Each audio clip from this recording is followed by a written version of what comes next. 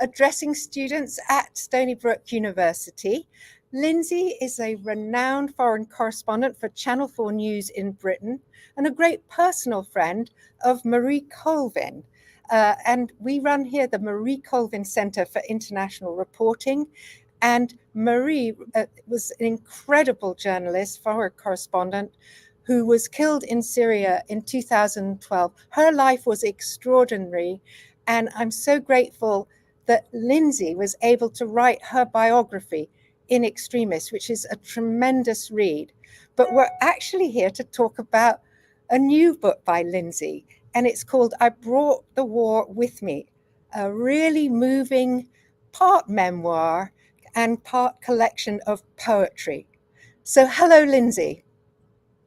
Hello, Sarah. Can I say that it's a particular joy to me to be back at Stony Brook University, because even though only virtually, because when I was writing in Extremis, the biography of Marie, I was fortunate enough to have a fellowship at Stony Brook. So I was there for about 4 months in 2016, and I met many students. Of course, they've all moved on now, and some of the staff have as well. And that was a tremendous time for me. So it's a great joy to be with you. Oh, well, for us too. So we've got 2 classes here listening to you. And of course, we're also live streaming. So welcome to all those who are joining our live stream. Now, we're going to start by screening an extraordinary video made with Lindsey for PBS, because it really is going to give us a chance to see her in the field as well as hear some poetry. So let's look at the PBS documentary. For many years here on the NewsHour, frequent contributor Lindsey Hilsum, an award-winning correspondent with Britain's Channel 4 News, has been bringing us powerful reports from Europe, the Middle East, Africa, Asia, and more. This week, she has a new book out called I Brought the War With Me, marrying her life as a war correspondent with her love of poetry. Special correspondent Malcolm Brabant visited Hilsum for our Arts and Culture series, Canvas. Enemy for 500 meters of our... So the enemy is just 500 meters away? Yes. That's not very far. Yeah. Bit too close for comfort. Yeah. After 40 years of covering conflicts around the world, Lindsey Hilsum found inspiration for her new book in Ukraine's First World War-style trenches. And fight. And fight, yeah. I started to tweet out a poem a day, and to my surprise, people started to react. They wanted more poems. As I've covered more conflict, I've turned to poetry more and more, because it's sometimes the language we use as journalists, it's just not quite enough. Not the Somme, but Donetsk. Not 1916, but now in the 21st century. Ukrainian soldiers trudging through the splashing mire of the trenches. Back home in North London, Hilsum began fusing vignettes from her distinguished Frontline career with suitable poetry. Poets don't have the answers, but they can help us find a way through the darkness. By now, the outgoing fire was getting intense, and there was incoming too as we were trying to leave. Hilsum is not a fan of poetry that scans. A lot of the sort of more tum-tum poetry is rather patriotic and is rather rousing, and that's not what I'm looking at. What I care about is what Wilfred Owen called the pity of war, the pity war distilled, and that I find is often conveyed more effectively in freeform poetry. We've just heard sniper fire overhead. That was after all the outgoing from the Ukrainian machine guns, so we're just going to stay down here for a bit. Hilsum marries the Ukrainian experience with stanzas mourning carnage in the trenches more than a century ago. Here Dead Lie We, by A.E. Housman, 1922. Here dead lie we, because we did not choose to live and shame the land from which we sprung. Life, to be sure, is nothing much to lose, but young men think it is, and we were young. The outgoing machine gun fire from the Ukrainians is aimed at suppressing the Russians so they don't fire back. Are you a war junkie? No, I'm not. I feel that it's really important that people understand the horror of war, and that is one of my main motivations. Many correspondents will take a bottle of whiskey with them when they go to a war zone, but you take a book of poetry. I take both a bottle of whiskey and a book of poetry with me. You think the whiskey helps as well? Of course. After a few minutes of quiet, it's time for us to run across the open ground to the other trench. All safe. Why do you think that poetry provides solace? Poetry does two things. On the one hand, it's a connection, because somebody else, the poet, has felt or seen the same as I have, as you have. But then it also gives you a certain distance, because it's universal. Hilsum reached for the lyricism of Yehuda Amichai, considered to be Israel's finest poet, after meeting traumatized survivors of last year's October the 7th Hamas terrorist attack on a music festival. We were dancing, and those seconds of being so unbelievably happy and safe, half a second after that, you are running for your life. On my desk, there's a fragment of a hand grenade that didn't kill me. And there it is, free as a butterfly. And then came Israel's response in Gaza. When you go to a conflict, do you feel compelled to balance it up effectively by reading poets from both sides of the front line? No, it's not about both sides. It's not about journalistic concepts. It's about emotion. It's about intellectual purity and honesty. It's not about all the things that journalists worry about. That's why it's a liberation from the things that journalists worry about. The Israeli soldiers, now deep inside Gaza, walk through streets their air force has destroyed. To make sense of the conflict, Hilsum returned to Israel's Yehuda Amichai, demonstrating that poetry transcends enemy lines. From the place where we are right, flowers will never grow in the spring. The place where we are right is hard and trampled like a yard. Journalism is of the moment, but poetry lasts forever.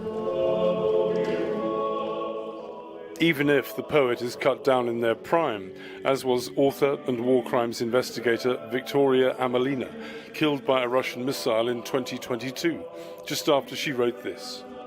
Air raid sirens across the country. It feels like everyone is brought out for execution, but only one person gets targeted, usually the one at the edge. This time, not you. All clear. Amid the suffering, it now falls to other Ukrainian poets, as Hilsum says, to turn terrible events into works of beauty and meaning. For the PBS NewsHour, I'm Malcolm Brabant.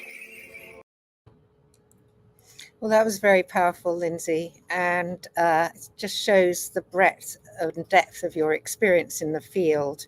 But where does your love of poetry come from? It's been since I was a kid.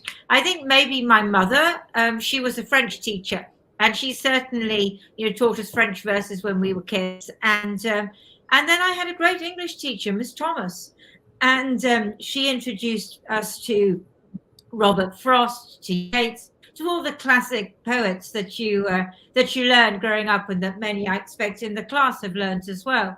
So I've loved poetry since I was a child, and I also love songs. I listen to songs a lot, and songs are always going through my head. I think songwriters are some of the best storytellers in the world. Oh, yes, indeed. And then, so how did you become a foreign correspondent of the type who always carries a poem in your knapsack? Well, I started my career. I always was traveling.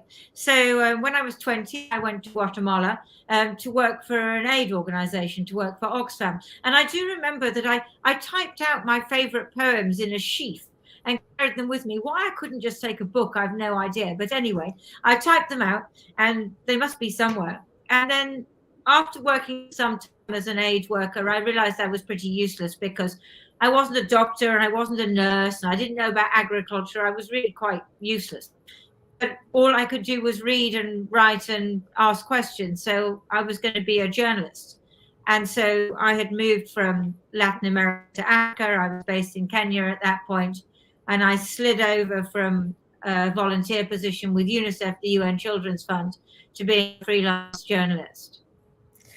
And then, so one thing I always tell my students is take a notebook and pen or pencil with you, just in case something happens before your eyes that you weren't expecting and you haven't got the tech to cope with it. You found yourself in extraordinary circumstances in Rwanda, didn't you? Tell us about that. Yeah, I had, so a little while later, I'd had a bit of a hiatus in my journalistic career, and I had been working with the BBC, and then I had left, and I was back working with UNICEF, the UN Children's Fund, again in Rwanda.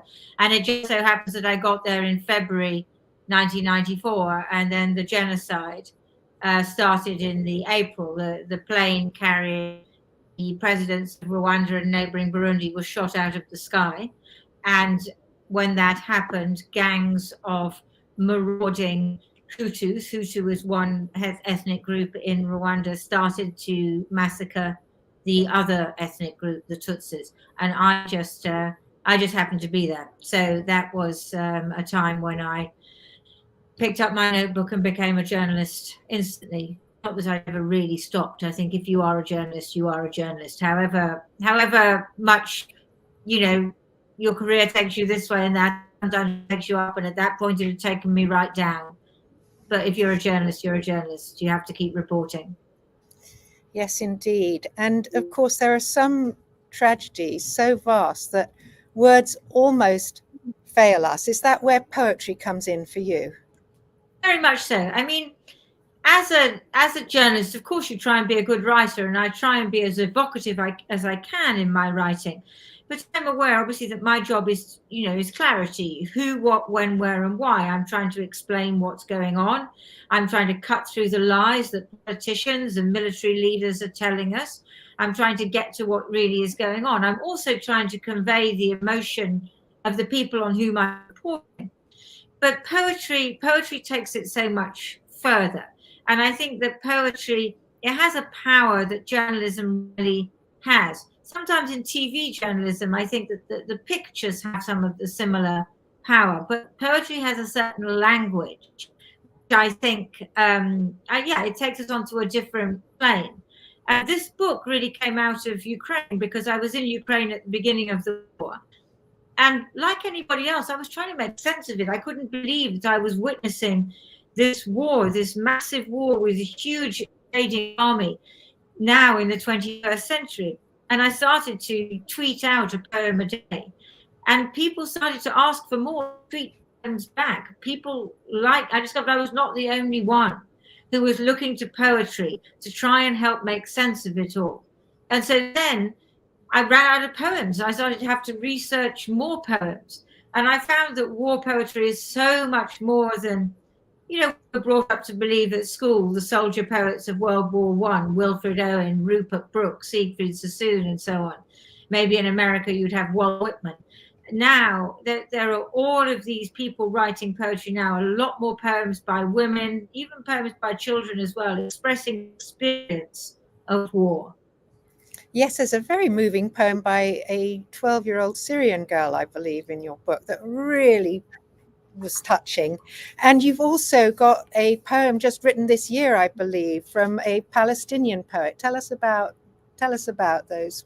Okay. Well, let me read you the first. It's a very short poem. There's a 13-year-old girl whose family had fled Syria to Oxford in the UK. And so she's living as a refugee. And this poem is so simple and short. Can anyone teach me how to make a homeland? Heartfelt thanks if you can. Heartiest thanks from the house sparrows, the apple trees of Syria, and yours very sincerely, Amine Abu Karech.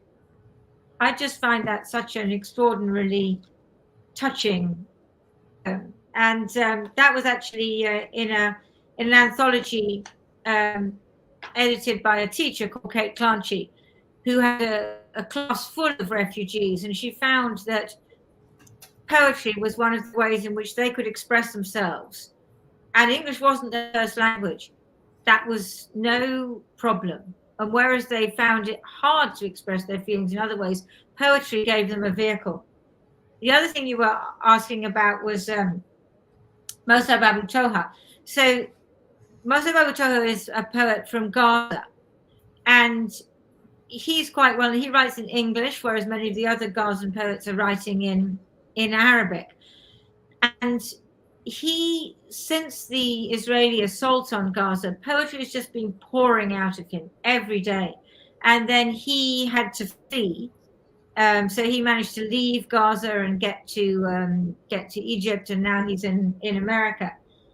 And he wrote this poem about called My Dreams as a Child. And one of the reasons I love this poem is because I think that when we see the Gazans on television, they're victims. They're people who are covered in dust. They're people who are screaming and running. And we don't really think of the Gazans as having culture, and we don't really think of the Gazans as having dreams. And that's one of the reasons I love this poem, which I'll read. I still have dreams about a room filled with toys my mother always promised we could have if we were rich.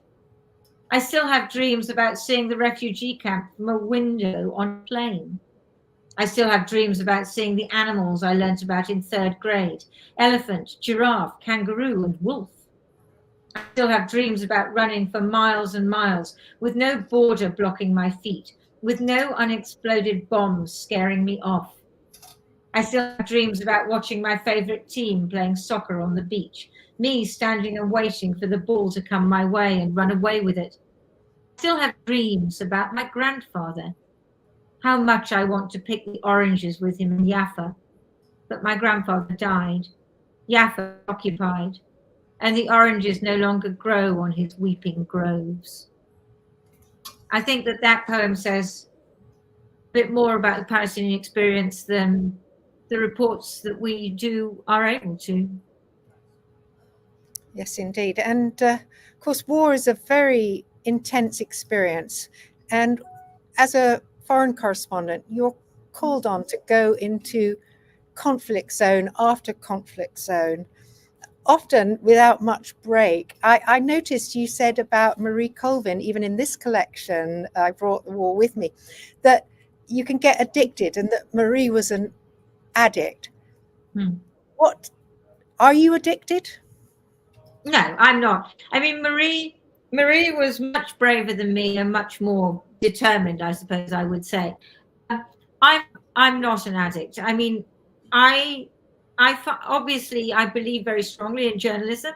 I believe very strongly that we need to be eyewitnesses. We need to go there and find out what's going on and tell people, and that's why I do what I do. But I also quite like coming home, and I like having that balance in my life. And I do. Look, you can see me. I'm a middle-aged English lady. I like growing roses in my garden. And so I do think it's important to balance your life. And you knew Marie as well. And Marie, I called the biography of Marie in extremis, because she said that she was writing about people living in extremis, but she lived in extremis. She lived a very extreme life. I live a less extreme life, put it that way. Well, that's very modest of you. I have to say, if I was traveling in war zones, I might be wanting to read Jane Austen or something completely different, because the war poems are so visceral themselves. They're, as you say, you're bringing the war with me, but you're also going into war with them. And yet you do seem to find solace in it. Yeah, no, I do, because it's about, it's like, many people when they're bereaved turn to poetry, don't they? So it's a similar thing, that when you're in this extreme situation, a situation with lots of emotion, you turn to poetry. But I might take a comic novel with me as well. I'm not above a bit of distraction. Yeah, and is your gardening the key to coping with stress, and maybe the post-traumatic stress that a lot of foreign correspondents experience? Yeah, I'm lucky that I don't suffer from post-traumatic stress disorder, PTSD, which Marie did suffer from and had treatment for. And I think a lot of whether you suffer from that or not is just luck and your personality and so on. I also think that getting upset about things, crying about what you see, having the occasional bad dream, that is a normal human reaction. There's a difference between pain and trauma. And I think also that, that you're in trouble if you don't feel anything. If you stop feeling, if there's like a film between you and the world, then you really are in trouble psychologically. I've never had that. I do cry, things I see, and then I, mop myself up and move on. But I think that taking breaks and coming back to the, house in London, I have to say that one of the things about the semester I spent at Stony Brook, which was so wonderful, was that they put me in this wonderful house near the beach, and I walked on the beach every day and went swimming in the sea. Long Island is wonderful. I mean, that was the best therapy. Yes, lovely. So when are we going to get your full memoir? Because there are tantalizing fragments of your story in this collection. You've got your adventures, you've got poetry that goes with it, but you've lived this extraordinary life. Go on, write a memoir. No, this is my memoir, because I'm not very interested in other journalists' memoirs, then I went here, then I went there. And what I have done with this book is I've written some of the stories from the places I've been, like you saw in Malcolm Brabant's report, that story of the trenches in eastern Ukraine. So I've written that, and I married that story with the poem that I read by Houseman, Here Dead Lie We. But then and other stories, I have my own experience and something about people I've loved and who I've lost, and the poems which have given comfort about that. But I think that's I'm not really interested in going any further into my personal life. I'm interested in the stories I've come across and the stories I've told and the people I've come across. I'm less interested in talking about my own personal life.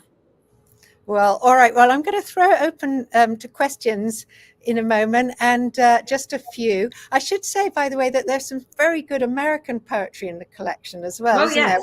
One from someone in Fallujah in Iraq, Kevin Powers, I believe, and also Stephen Crane, who wrote The Red Badge of Courage. Just tell us briefly about this, and then I'll move on. Yeah, look, Kevin Powers, I think, is the heir to the, World War I soldier poets type. I mean, he fought in Iraq, and he's an incredibly sensitive and brilliant poet. I'm not going to read that one out. It's a very visceral poem. It's a very difficult poem about Iraqi children who they come across as a platoon. But I would highly recommend him. He's a very, I was going to say, sort of brutal poet in some way. He does not shy away from the horror of war. Stephen Crane, who is a poet from the 19th century.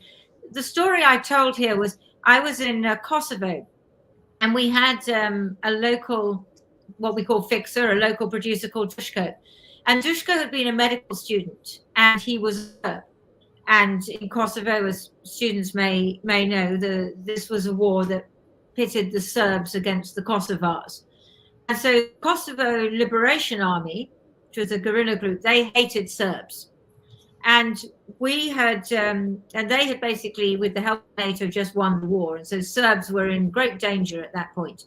And we were out with two local producers, one Serb and one Kosovar. And Dushko would not say anything. If we came across anybody from the Kosovo Liberation Army, he would just remain silent. And we came across this very feared commander, a huge guy who looked like Che Guevara with his long black curls. And he said, "Come with me." And he took us to a place where there were two carts, and there were three young men lying on the carts. Their feet had been blown off by landmines.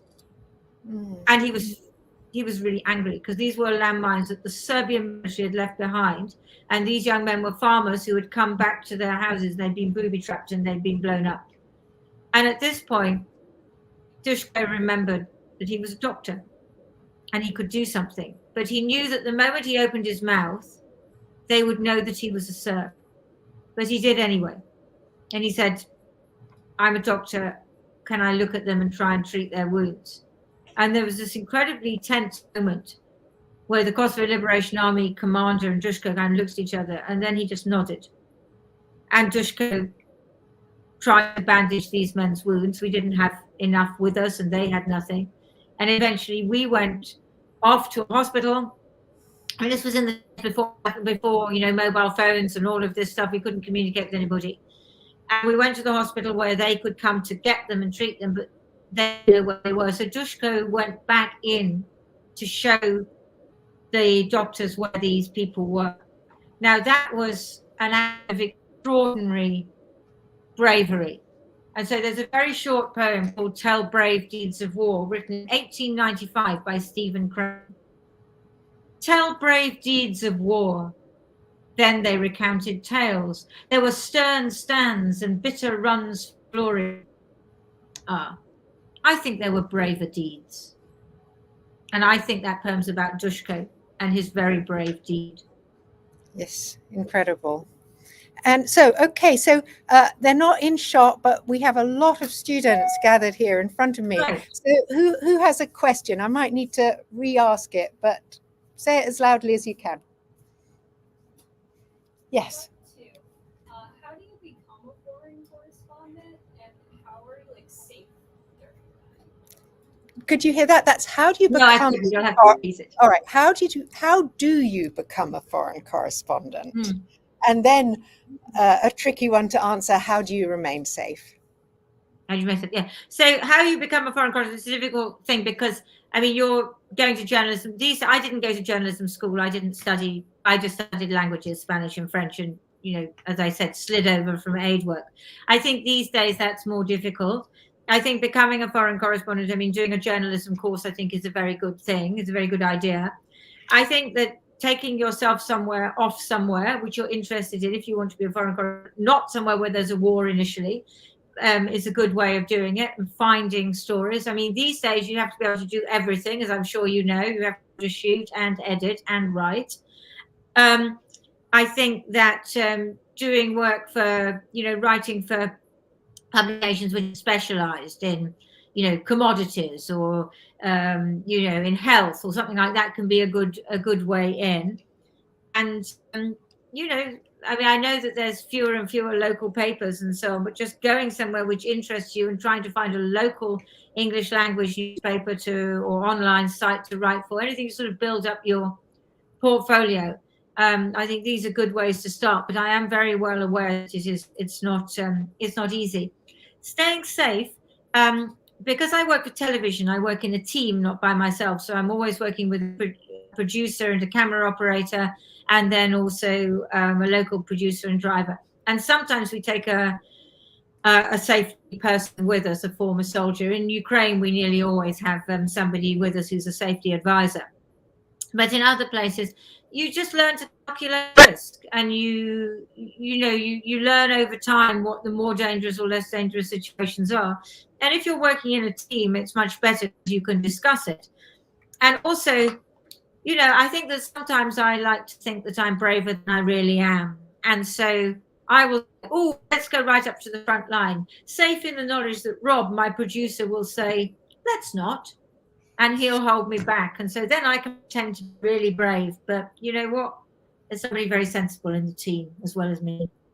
Yeah, one of the things we're really pleased to be able to do here at the Marie Colvin Center, Lindsey, is we have a program called Journalism Without Walls that can take students abroad. And we had a fascinating trip just over the summer recently to Nepal, where we were able to investigate child trafficking with the help of a Marie Colvin fellow who'd been with us for 4 months from Nepal. So that was a great way to go to her country and visit her and do some important stories. So that's fantastic. Yeah, we'll be doing that again this summer. So everybody can keep that in mind. Another question. Oh, someone behind me. Yes.